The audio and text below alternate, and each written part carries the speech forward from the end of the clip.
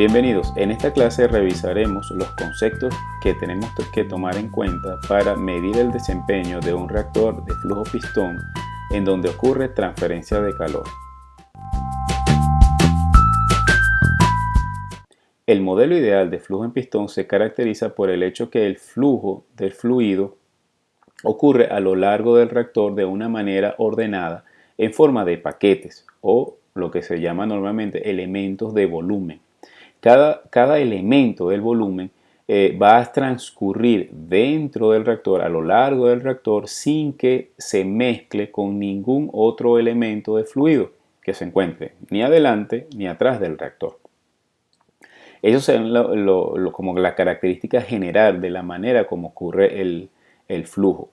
En concreto o en resumen, las características del modelo que representan este flujo es que el caudal o ese flujo volumétrico que va a transcurrir todo el reactor en la dirección axial, bueno, ese caudal puede variar en esa dirección de flujo por cambios de densidad.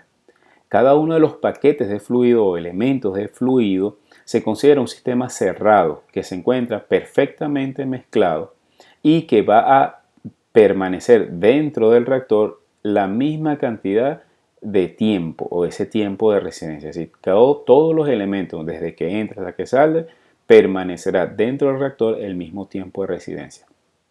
También que las propiedades del fluido, es decir, las propiedades dentro de ese elemento de fluido, pueden ir cambiando a lo largo del reactor, pero en una posición dada, cada elemento de fluido tendrá las mismas propiedades perfectamente mezcladas en el eje radial. ¿Okay? Entonces, esas serían como las tres características principales en las cuales se basa el modelo matemático de este flujo en pistón.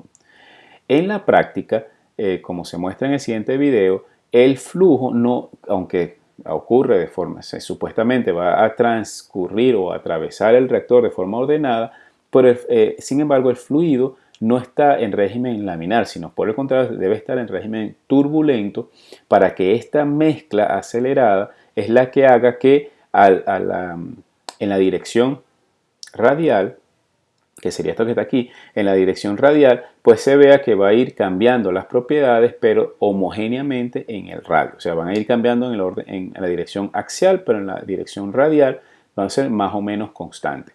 Eso es lo que se ve en esta parte del reactor. Fíjense que, en esta parte sería esta de aquí, ¿no? Esta parte de aquí es aquí. Vean que el colorante entró de una manera más o menos ordenada y la tonalidad del azul es similar en la dirección radial.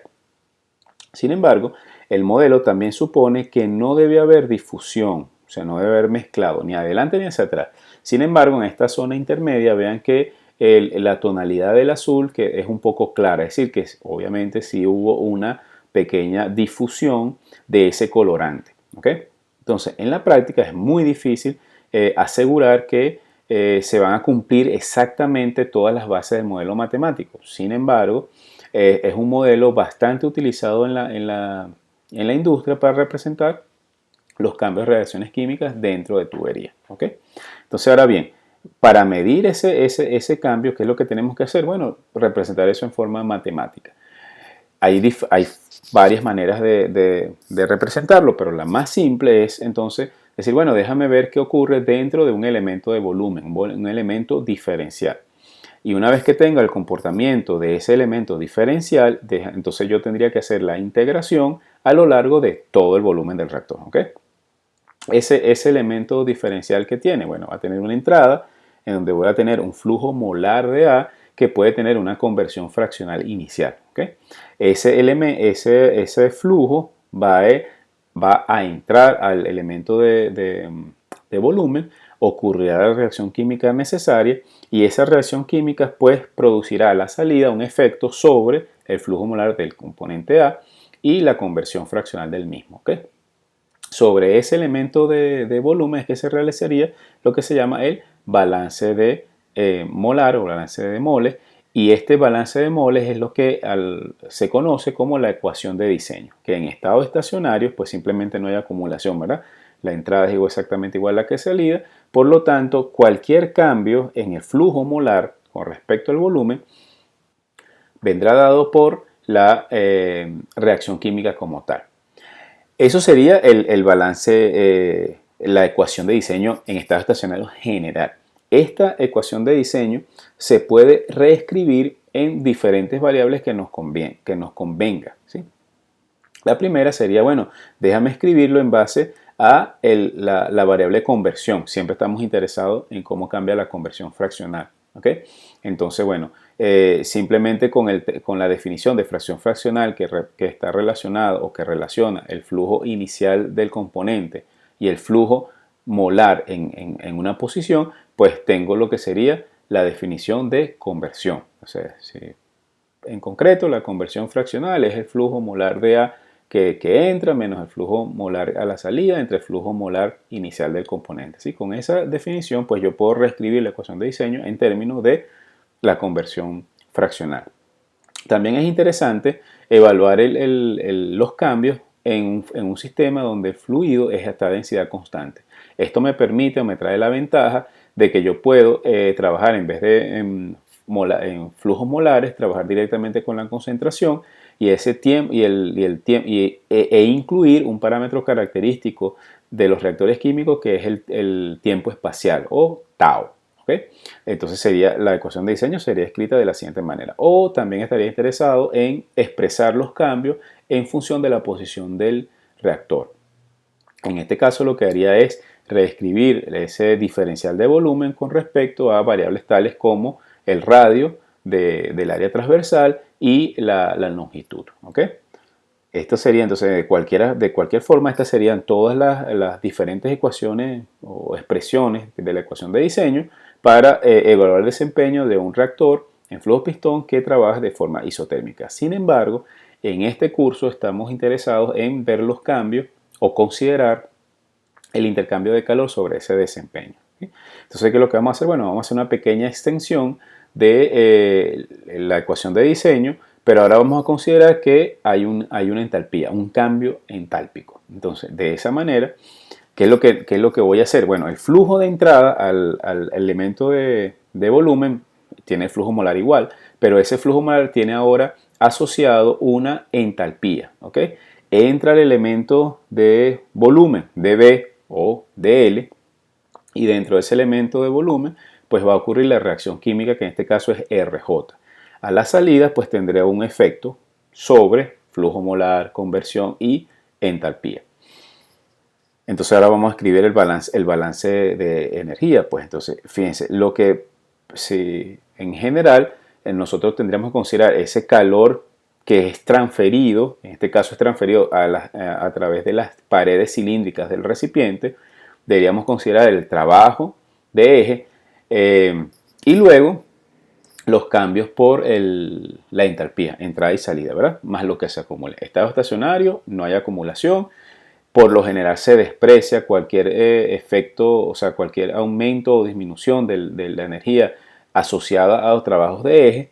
Y también se considera que la solución es ideal y esto simplifica mucho la evaluación de la entalpía. Con esas consideraciones, entonces, el balance genérico de energía para un elemento de volumen de un reactor de flujo pistón quedaría expresado de la siguiente manera. En el primer término, de Q a dB, me representa ese calor que es agregado o retirado del sistema de forma externa.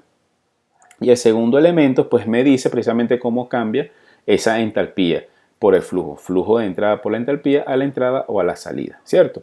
Del elemento de fluido. Y eso tiene que ser igual a cero. Estamos diciendo que estamos en un sistema en estado estacionario. Ahora bien, para poder medir o evaluar este desempeño, se suele reescribir ese término entálpico o dividir en dos partes, que es mucho más fácil para digerir.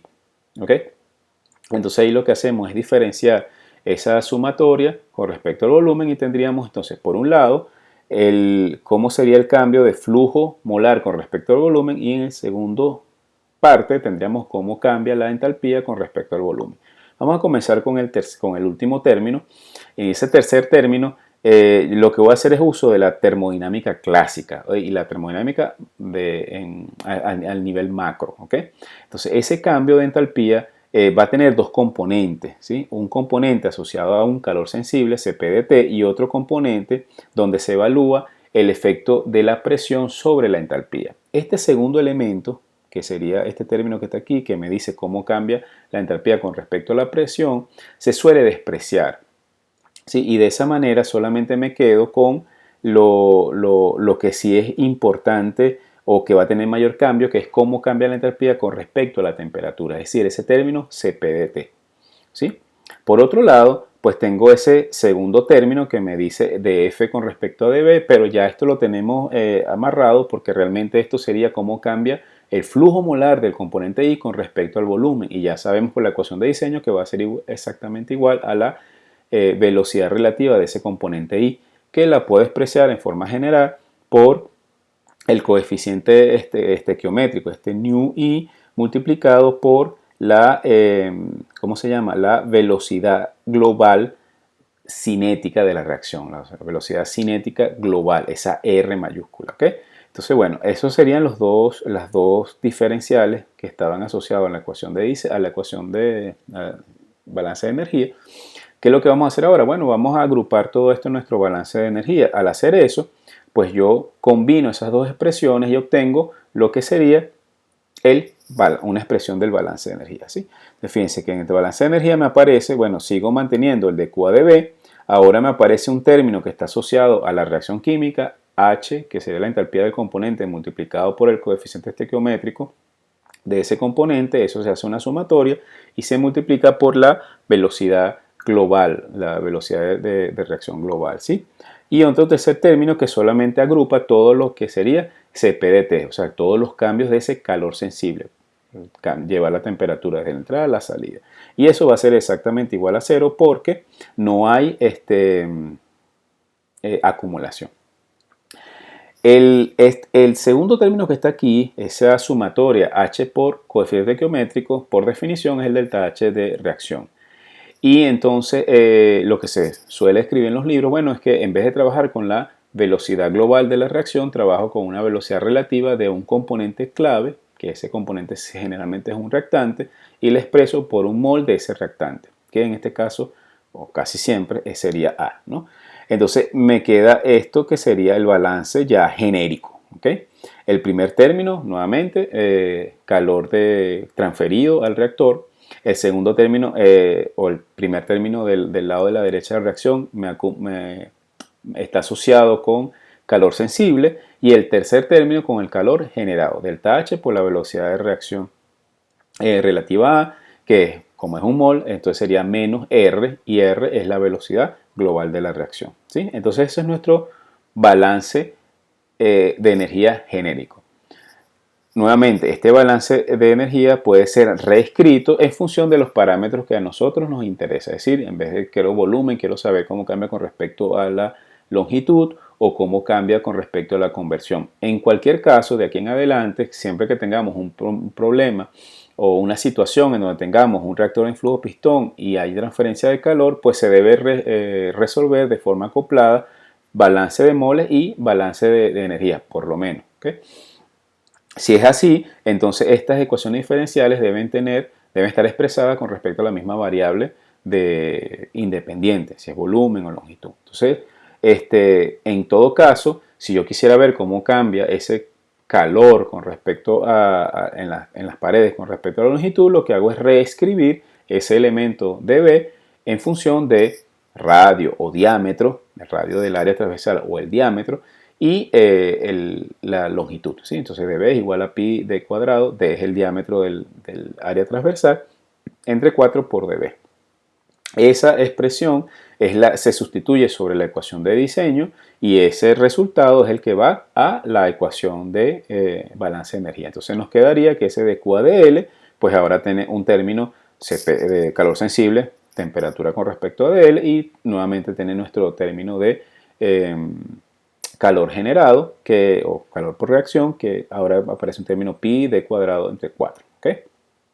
De todas maneras, lo que estamos haciendo es reescribiendo el mismo balance de energía en los términos que a nosotros nos conviene. Pero fíjense, como estamos hablando de la transferencia de calor externo, ¿ok? ¿Cómo yo mido ese calor externo? Bueno, para yo medir ese calor externo, generalmente lo que se hace es expresar ese Q en función del coeficiente global de transferencia de calor, U, y el área de intercambio, que en este caso, acuérdense que sería el área de la pared cilíndrica, por esa diferencia de temperatura entre la temperatura ambiente, que en la ecuación se define como T infinito, ¿sí? T infinito sería la temperatura ambiente, y T es la temperatura del reactor. ¿Ok? Entonces eso sería cómo cambia o cómo se está transfiriendo el calor hacia el reactor o desde el reactor por el elemento dB. ¿Ok? Ese elemento también se puede escribir en función de la longitud, de la posición, y entonces haciendo las sustituciones correspondientes, como en el caso anterior, pues me quedaría una expresión bastante sencilla que me dice que ese de QdB puede ser evaluado por U y la diferencia de la temperatura por 4 entre el diámetro del área transversal. ¿Okay? Entonces, ese elemento o esa reescritura del C de Q a dB, pues es lo que se sustituye sobre o en la ecuación anterior del balance de energía. Entonces, fíjense que lo que nos estamos reescribiendo es el primer término. Ahora, ese de Q a dB simplemente va a ser U, coeficiente global de transferencia de calor, por la diferencia de temperatura entre el ambiente y la posición en el reactor, por 4D. Y el lado derecho de la ecuación se mantiene invariable. ¿Okay? Entonces, de esta manera yo podría medir cómo se transfiere el calor de forma externa. Pero en toda esta deducción, en todo lo que hemos hablado hasta ahora, hemos considerado que esa temperatura infinito, que es la temperatura ambiente, es constante dentro del equipo de transferencia de calor. Sin embargo, no siempre es así. Pudiera cambiar también dentro de ese equipo. De esa manera, pues lo que tendríamos es como que, considerar esos cambios. Cómo cambia esa temperatura ambiente con respecto al volumen, y tendríamos, en vez de dos ecuaciones diferenciales, ecuación de diseño y el balance de energía en ese reactor, pues tendríamos que incluir una tercera ecuación que sería, ok, cómo cambia esa temperatura ambiente a lo largo del reactor, sea por volumen o dB. ¿Sí? En cualquier situación, pues este balance de energía me permite es conocer los perfiles, cómo cambia el perfil de la temperatura con respecto al volumen, si es lo que me interesa, y si es lo que me interesa, entonces yo lo que hago es despejar el parámetro que yo quiero evaluar. En esta expresión que están viendo en este momento, pues tendríamos cómo cambia la temperatura con respecto al volumen expresado en un término que sería el calor sensible, este que está aquí, ¿sí? El calor transferido, que sería el segundo término, y el calor generado. ¿Okay? Eso por un lado. También puedo expresarlo con respecto a la longitud. Simplemente, como ya hemos visto hasta ahorita, pues entonces escribo SdB con respecto a la longitud. Y los cambios serían exactamente lo que se muestran a continuación. O podría considerar que en vez de yo tener un cambio del CP con respecto al elemento, pues tengo un CP promedio. ¿Ok? Y entonces CP promedio es válido en todo el fluido, se mantiene constante, y a veces se suele expresar en vez de en base molar, en base másica. Entonces simplemente el cambio sería, entonces ahora no hago la sumatoria ponderada, sino hago el CP promedio multiplicado por el flujo másico. ¿Ok? Y entonces aquí también vendría el otro cambio con el flujo másico. En todas estas expresiones se ha considerado, como dije anteriormente, que la temperatura ambiente es constante, pero todas las expresiones son equivalentes. Simplemente las estoy reescribiendo en función de lo que me interese. Los problemas que vamos a desarrollar, pues ahora vamos a resolver acopladamente. Balance, ecuación de diseño, lo cual me daría el perfil de concentraciones o de conversión a lo largo del reactor. Y el balance de energía. De esa manera tendría el perfil de temperatura, que es lo que generalmente nos interesa, o el perfil de cambios de calor. ¿Okay? Al resolver eso acopladamente, tendríamos como resultado los perfiles de salida. ¿Sí? Entonces, bueno, con esta clase hemos cubierto todos los elementos necesarios para medir el desempeño de un reactor de flujo pistón ideal en donde hay transferencia de calor. Muchas gracias por su atención y seguimos en contacto.